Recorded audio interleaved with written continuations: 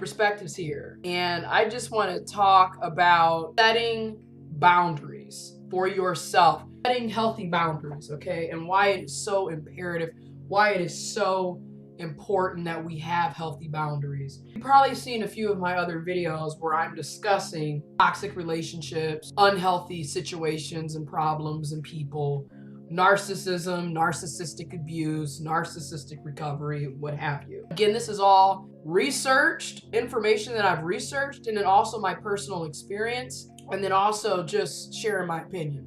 So my perspective. So you're setting healthy boundaries, and what does setting healthy boundaries look like? And I think that is so important to talk about, especially for those of us who have come from toxic environments, toxic families, backgrounds, relationships, period, right? Because a lot of times when you grow up in a toxic environment, you never were taught how to set boundaries, and oftentimes the people in your life didn't have boundaries for you. On top of the fact that you probably don't even have a sense of self. You don't even know who you are.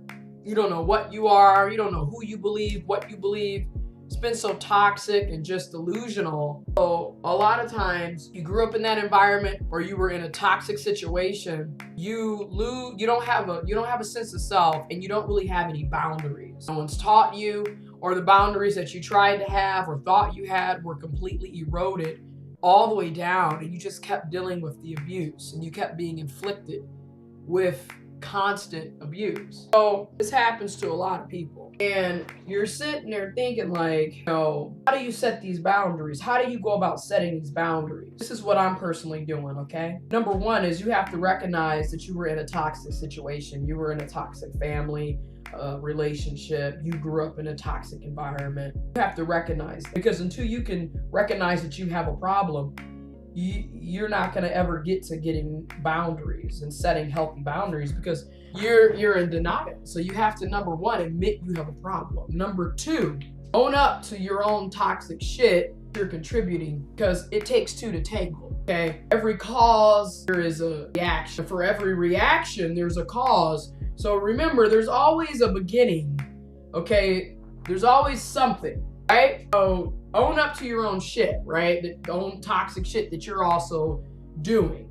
Okay, okay. Number three, research what healthy boundaries are, because I had to look up shit. I had to watch, and I'm still watching, countless self-help videos, on how to self-love, how to care, how to think positive, how to be positive, how to be good energy, what is good energy, and then also number four, trial and error, because some of these self-help things work and some don't. Some of you will go to counseling and therapy, and some of you will, instead of going to counseling, have another outlet, a positive outlet, like listening to music, smoking weed, dancing, coloring, writing, working out. You'll get a positive outlook. That will be your therapy. But it's going to be trial and error. Number four, trial and error. Because what works for some doesn't work for all, and what works for all won't work for some. We're all individuals at the end of the day.